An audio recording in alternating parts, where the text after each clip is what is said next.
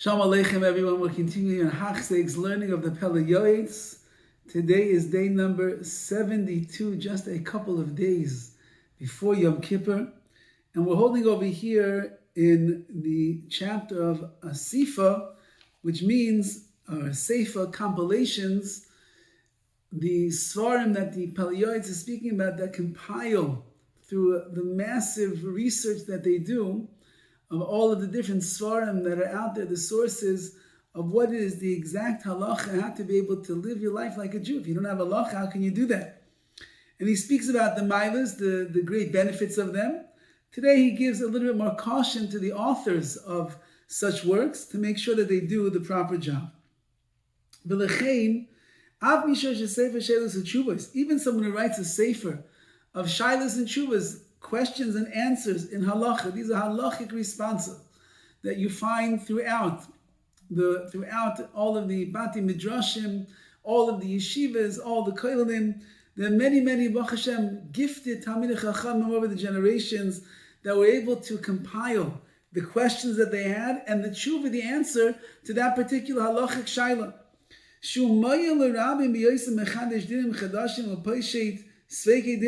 It's very helpful to the public because they can explain novel concepts of the law, something that somebody didn't understand. Especially think about how many new things are in the world today that never existed before in the world of technology and the like. We have to be able to apply so much of the Shulchan Aruch and the Gemara and the Rishonim to be able to paskin properly bisman hazeh in our times. So it's very beneficial. You ask a shaila, you get an answer.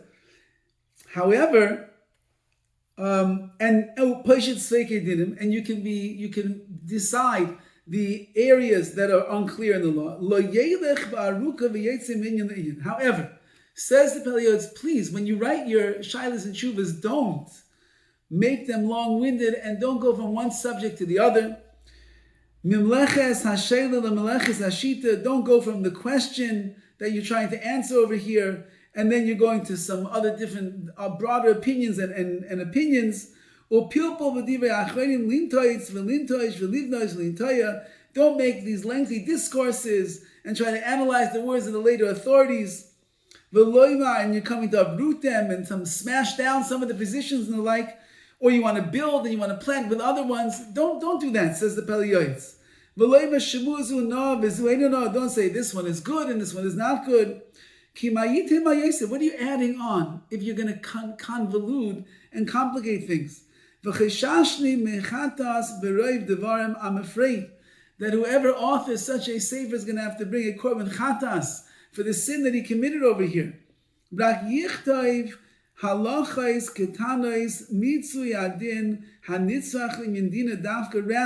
just write concise halachic responsa. Only include those things that are essential in coming up with the right decision and that you will need in order to decide future halachic rulings. Again, the Pele Yoetz is l'shitasa, the same way that we held yesterday. Everything has to be clear. And the wordier that you are and the lengthier that you are and the more confusing that you are, you're not doing a benefit to the public that's going to end up reading your sefer because it's only going to make them more confused and perplexed of exactly what is the halacha. So if you set out to ask a shaila to a question and you want to write down what is your halachic answer to it, you should write it as clearly as is humanly possible for you so that everybody will understand what you are saying. If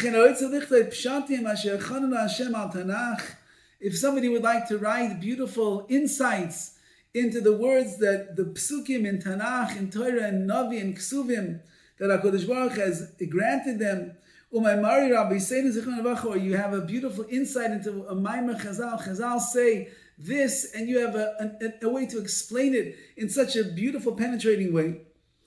If you want a lot of people to be able to use your writings and your interpretations, again, don't make it long-winded. Nobody will be able to read through the whole thing. Don't go from explaining the pasuk itself to suddenly getting into over analyzing what it says. Ela yichtoi piske al seder Tanakh Shas. Rather, you should write interpretations, short, little passages that are arranged according to the order of Tanakh and to the Talmud. It'll be very easy to use.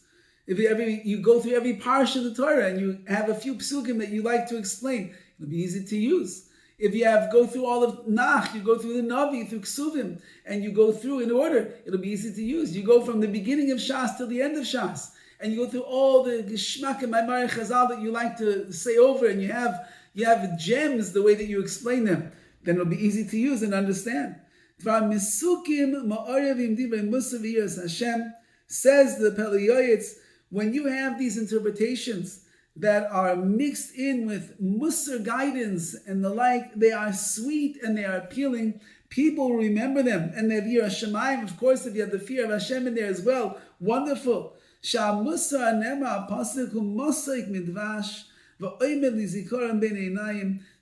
that uses Musar ideas and concepts to explain the words of Tanakh, it's Mosai Kedvash, it's as sweet as honey, right between the eyes, which means a person will remember it very easily when he sees that pasuk. I remember that beautiful word that I heard.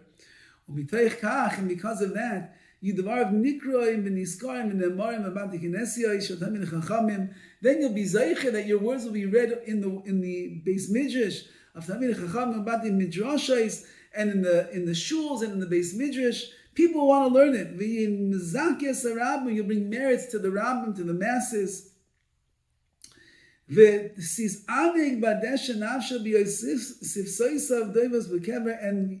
the soul of the person who wrote it will delight, because when he passes from this world, so therefore his lips are going to be moving in the grave. This, says the Pele Yoetz, is, in my opinion, what I see is the proper way for those that are going to write compilations of halacha, of psukim, of Maimar Chazal. This is the way to do it in the proper way, and people will appreciate what you've done. However,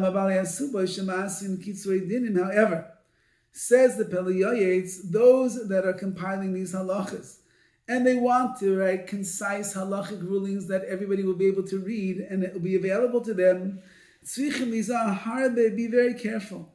Do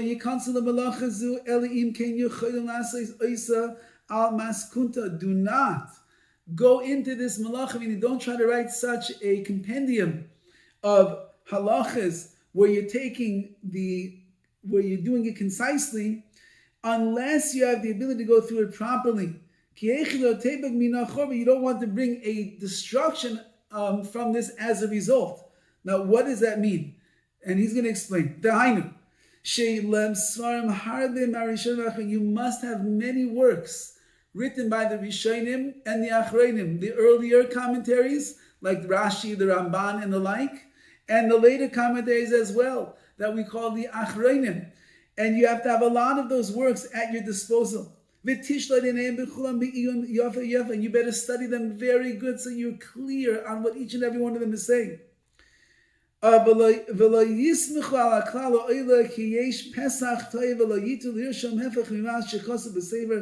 Don't rely on general conclusions. You read quickly what it says over here, so that must be what the Rambam means over there. No.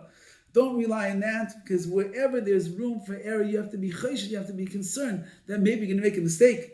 And therefore, sometimes, says the Pele Yoetz, what's going to happen is you didn't understand what the author of that particular work said, and you'll end up writing exactly the opposite of what he really says in your book. Like we find sometimes in these concise works of halacha, they quote a particular Rishon or an Achron or one of the great poskim of previous generations, but they didn't spend enough time to understand exactly what he's saying, and they sometimes quote it exactly the opposite, and that's a travesty. Therefore, it is not fitting to rely upon these hakitzorim, on these concise works, until you yourself actually start going through the sources. Meaning, you got the Kitzur book, you see what it says over there, but now you want to be makel, you want to be lenient. Well, you better go and start learning the sources yourself to see if the leniency that he writes in this work is appropriate. Or you want to be mitzi money, you want to take money away from somebody else. You have to go through the works themselves. You have to go through the sources to see if it works or not. Until you actually verify the law, you see it at its source, where it's coming from. Now he speaks about it. The Pele Yoetz was Sephardi. One of the greatest contributions to Sephardic literature over the years is a sefer called the Mamloyes. The Mamloyes was written by Rabbi Yaakov Kuli of Constantinople, and he wrote the work in Ladino because that was the language of the people where he was producing this work. And so the layman, who was not a scholar, who wasn't able to really read Hebrew and the like, but he was able to read Ladino and understand it, he was able to read through, which he has on all of the Torah and all of Tanakh. But as he points out over here, there's something that not everybody was excited about, and that is the following. Says the Pele Yoetz, he did a great work. He earned himself merit, and he brought merits to the Rabbim, to the masters, because you could go through the Parsha in Ladino and understand with Midrashim and Pshatim and all different things. It's amazing. However, many of the Chachamim, the sages of his generation, were not pleased with what he did. In his work on, which is really very much Agadata and going through the Psukim and explaining things with Midrashim and Gemaras and the like, he also brings down pertinent halachas that revolve around that particular parsha, those mitzvahs and the like. And he wrote them concise. And many ignorant people who only know how to read his work because it's written in Ladino, they accept his words of the Mamloyes as if these are the laws that were given in Har Sinai. And they never go and ask a real live Torah scholar, can I do this, can I not do this? And they rely upon him, whether he says to be mekel, to be lenient, or to be machmir, to be strict and stringent. And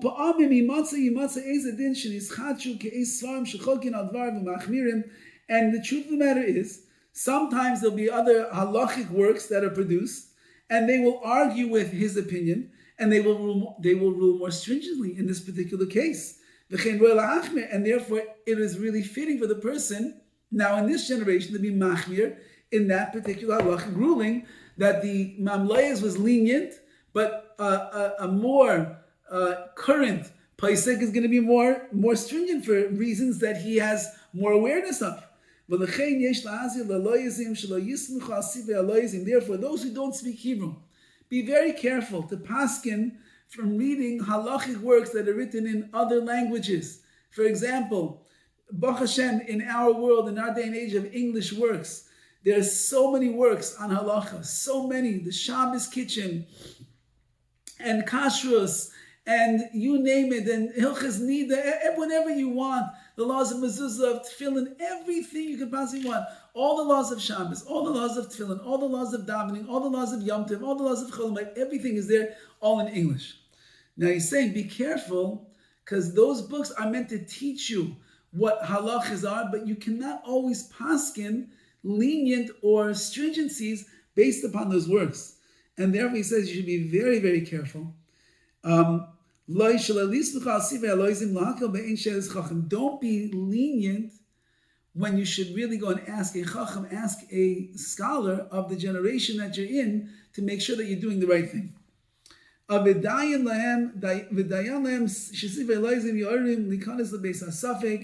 And the truth of the matter is that these works will make them aware that there is a halachic question, which is also an important thing. If it teaches you to understand what is a shaila in halacha, that's also good, even if you don't have the answer. Because then you'll be able to go and ask a rabbi of your time. The Pele Yoetz, he expressed over that he has a desire himself to write such a work. I'm only going to write though what is asa, what you're not allowed to do. I'm not going to mention that which is permissible because I really want people to ask shilas to know what is right and what is wrong. Because I don't want any stumbling blocks, I don't want any shortfallings to come to people as a result. And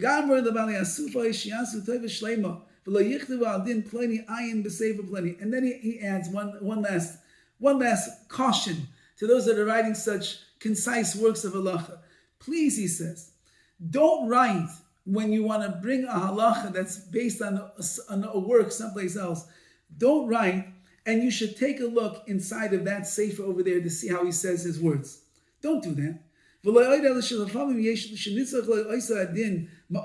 Sometimes you really need to understand the judgment better. And sometimes that work that you include in your book is nowhere to be found in the city that you live in, and you can't find what did the Shach say, and what did the Chavis Yoetz say. What did he say over there? You don't know because you can't find the sefer anywhere.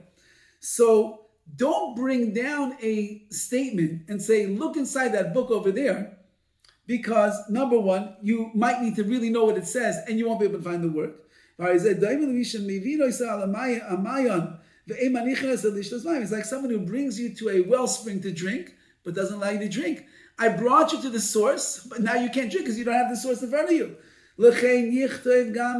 Therefore, you should also write what is written in that particular sefer. So